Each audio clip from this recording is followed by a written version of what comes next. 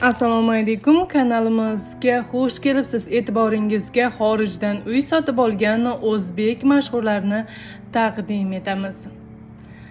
Shahzoda Muhammedova Dubaydan uy sotib oldi. O'zbek kinosining yorqin yulduzlaridan biri bo'lgan Shahzoda Muhammedova Dubaydan uy sotib olganini rasman e'lon qildi.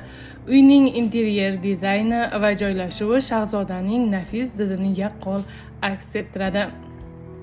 Xonanda Hosila Rahimova esa Turkiyadan uy sotib olgan.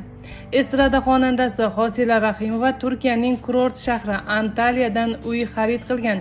Ushbu shahar tinch hayot tarzi, qulay iqlimi va Yevropa standartlariga mos infratuzilmasi bilan mashhur. Yulduz Turdiyeva Dubaydan olgan. Taniqli xonanda Yulduz Turdiyeva ham Dubaydan uy sotib olgan. Xonanda bu haqida ijtimoiy tarmoqda video joylagan. Uyning joylashuvi, ko'rkam interyeri va qulayliklari san'atkorning farovon hayot sari intilayotganidan darak beradi. Botir Qodirov ham Dubaydan uy sotib olgan.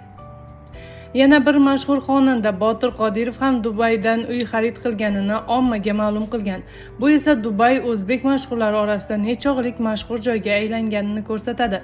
San'atkorning bu qarorini ijodiy imkoniyatlar va oilasi uchun qulaylik yaratish maqsadida qabul qilgan.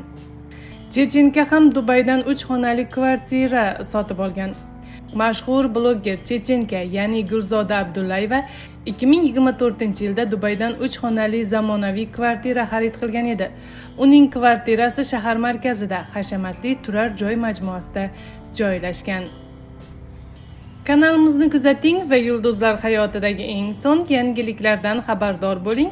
E'tiboringiz uchun rahmat.